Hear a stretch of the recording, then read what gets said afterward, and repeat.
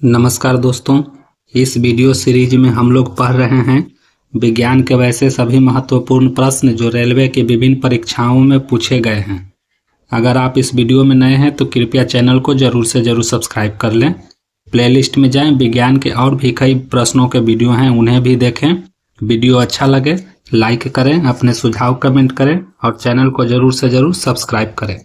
साथियों, मैं बता दूं, मैं अपने 15 सालों के टीचिंग लाइन के तजुर्बे के एक्सपीरियंस के आधार पर मैं आपको इन प्रश्नों को पढ़ने का सलाह जरूर दूंगा। आज का पहला प्रश्न है दोस्तों, कैल्शियम का परमाणु द्रव्यमान। कैल्शियम का परमाणु द्रव्यमान होता है दोस्तों 40। जितने भी प्रश्न देख रहे हैं सभी के सभी आरआरबी ग्रुप डी के प्रीवियस ईयर प्रश्न हैं। व्याख्या सहित है दोस्तों, इसकी व्याख्या भी आप जरूर पढ़ें।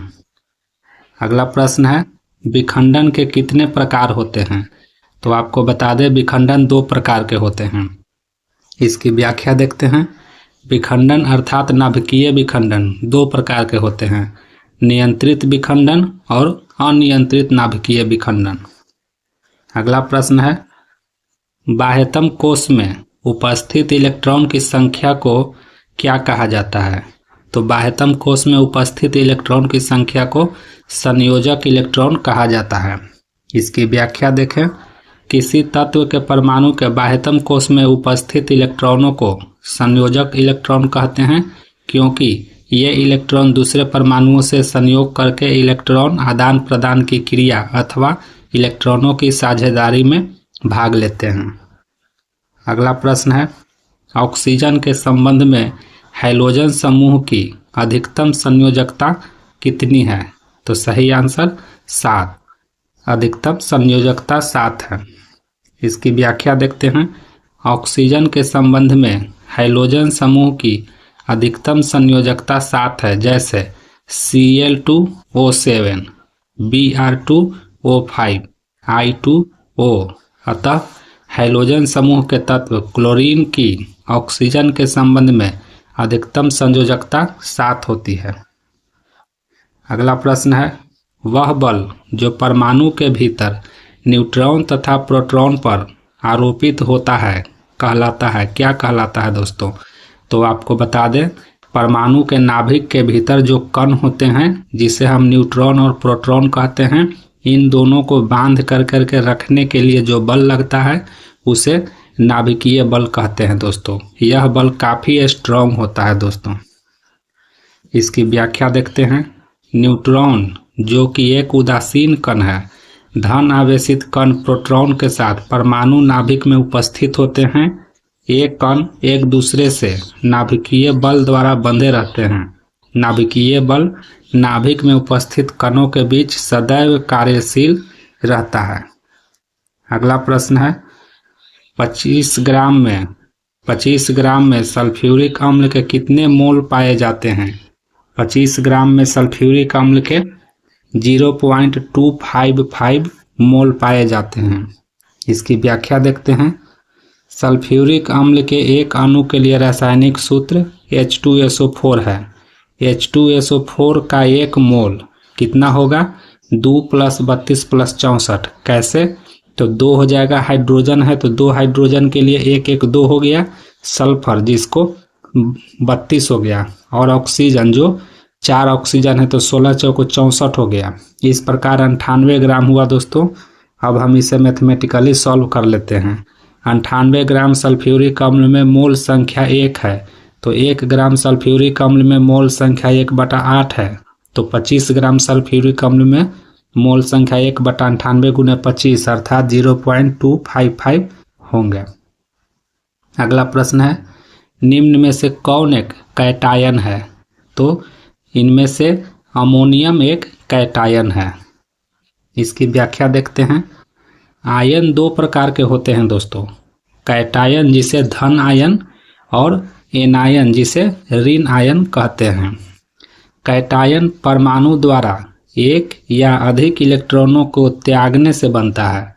अमोनियम एक धन आयन है। सभी धातु तत्वों के आयन धन आयन होते हैं। केवल हाइड्रोजन आयन और अमोनियम आयन अधातुओं से बने धन आयन होते हैं। इसे इम्पोर्टेंट मान करके इस व्याख्या को आप ध्यान से फिर से पढ़ लीजिएगा दोस्तों। अगला प्रश्न है, वाशिंग सोडा के एक अणु में जल के कितने अणु उपस्थित होते हैं? सही आंसर 10। इसकी व्याख्या देखते हैं। धावन सोडा अर्थात हम लोग इसे वॉशिंग पाउडर भी कहते हैं, जिसका सूत्र होता है Na2CO3 इंटू 10H2O। क्रिस्टलीय जल के 10 अणु युक्त सोडियम कार्बोनेट होते हैं, अर्थात धावन सोडा सोडियम कार्बोनेट डेकाहाइड्रेटेड होता है। सोडियम कार्बोनेट जिसमें कोई क्रिस्टलन जल नहीं होता है, अजल सोडियम कार्बोनेट कहलाता है। इसे सामान्यतः सोडा क्षार भी कहा जाता है। जितने भी प्रश्न देख रहे हैं दोस्तों, सभी के सभी व्याख्या सहित हैं। आप वीडियो को पॉज करके व्याख्या को भी ध्यान से जरूर पढ़ें। अगला प्रश्न है, कॉपर सल्फेट के एक अणु में जल के कितने अणु उपस्थित होते हैं? सही आंसर 5। इसकी व्याख्या देखते हैं। कॉपर सल्फेट के हाइड्रेटेड लवण का सूत्र CuSO4 इंटू 5H2O है, अर्थात कॉपर सल्फेट में जल के 5 अणु पाए जाते हैं। किसी लवण से संयुक्त जल को क्रिस्टलन जल कहते हैं। अगला प्रश्न है, 12 ग्राम ऑक्सीजन में कितने मोल होते हैं? इसकी व्याख्या देखते हैं। ऑक्सीजन एक द्विपरमाणुक गैस है। 1 मोल ऑक्सीजन को O2 द्वारा व्यक्त किया जाता है, क्योंकि ऑक्सीजन के एक परमाणु का भार 16 ग्राम है। अतः एक ऑक्सीजन का भार 32 ग्राम होगा। 32 ग्राम बराबर 1 मोल ऑक्सीजन, इसलिए 1 ग्राम बराबर 1/32, तो 12 ग्राम बराबर 1/32 गुने 12। इस प्रकार हमारा सही आंसर 0.374 मोल ऑक्सीजन होगा। अगला प्रश्न है, परमाणु को कौन सा भाग विद्युत धारा का निर्माण करता है? परमाणु का इलेक्ट्रॉन विद्युत धारा का निर्माण करता है। इसकी व्याख्या देखते हैं। परमाणु सामान्य अवस्था में विद्युत उदासीन कण होते हैं, क्योंकि इसमें धन आवेशित कण प्रोटॉन तथा ऋण आवेशित कण इलेक्ट्रॉन बराबर संख्या में उपस्थित होते हैं। प्रोटॉन परमाणु नाभिक में स्थित होते हैं, जबकि इलेक्ट्रॉन नाभिक के बाहर परमाणु की विभिन्न कक्षाओं में चक्कर लगाते रहते हैं। धातुओं में बाह्य कक्षाओं के इलेक्ट्रॉन परमाणु से बाहर आकर स्वतंत्र रूप से धातु की सतह पर सदैव विद्यमान रहते हैं। यही इलेक्ट्रॉन विद्युत धारा का निर्माण करने में सक्षम होते हैं। अगला प्रश्न है, धावन सोडा के एक अणु में पानी के कितने अणु मौजूद होते हैं? तो सही आंसर है 10। इसकी व्याख्या देखिए। धावन सोडा अर्थात वॉशिंग पाउडर, जिसका रासायनिक सूत्र होता है Na2CO3 इंटू 10H2O। यही 10H2O दोस्तों 10 जल का अणु है। अगला प्रश्न है, 0.6 मोल हाइड्रोजन परमाणु का द्रव्यमान कितना होगा? सही आंसर 0.6 ग्राम होगा। इसकी व्याख्या देखते हैं। हम जानते हैं कि 1 मोल हाइड्रोजन परमाणु का द्रव्यमान 1.008 ग्राम, अतः 0.6 मोल हाइड्रोजन परमाणु का द्रव्यमान 0.6 गुने 1.008 अर्थात 0.6048 ग्राम, अतः सही आंसर 0.6 ग्राम ही होगा। अगला प्रश्न है, सोडियम कार्बोनेट का आणविक द्रव्यमान कितना होता है? सोडियम कार्बोनेट का आणविक द्रव्यमान 106 होता है दोस्तों। इसकी व्याख्या देखते हैं। सोडियम कार्बोनेट जिसे Na2CO3 का आणविक द्रव्यमान Na अर्थात सोडियम 2 भाग, तो सोडियम का होता है दोस्तों 11 दूनी 22 के करीब होता है, तो 2 गुने 22.989 प्लस कार्बन का हो जाता है करीब 6 दूनी 12, तो 1 कार्बन है तो 1 गुने 12.010 और ऑक्सीजन 3 गो है तो ऑक्सीजन का करीब 16 होता है दोस्तों। तो 16 3 48। इस प्रकार से सभी को अगर हम आपस में जोड़ देते हैं तो मेरा कुल आ जाता है 105.987, अतः हमारा सही आंसर 105 ही होगा। अगला प्रश्न है, उत्प्रेरक वे पदार्थ हैं जो क्या करते हैं? उत्प्रेरक वे पदार्थ होते हैं जो अभिक्रिया को तीव्र कर देते हैं या अभिक्रिया को मंद कर देते हैं, दोनों काम करते हैं दोस्तों। तो हमारा सही आंसर बी और सी दोनों होगा। इसकी व्याख्या देखते हैं। वे पदार्थ जो किसी रासायनिक अभिक्रिया के वेग को परिवर्तित कर देता है और स्वयं भार एवं रासायनिक संगठन की दृष्टि से अपरिवर्तित रहता है, उत्प्रेरक कहलाता है। ये अभिक्रिया की गति को तीव्र एवं मंद दोनों करने का कार्य करता है। इस प्रकार हमारा सही आंसर बी और सी दोनों होगा। अगला प्रश्न है, नाइट्रोजन के 0.6 अणु का द्रव्यमान कितना होगा? तो नाइट्रोजन के 0.6 अणु का द्रव्यमान होगा दोस्तों 16.8 ग्राम। इसकी व्याख्या देखते हैं। नाइट्रोजन के एक अणु का द्रव्यमान 14 दूनी 28 होगा दोस्तों। कैसे?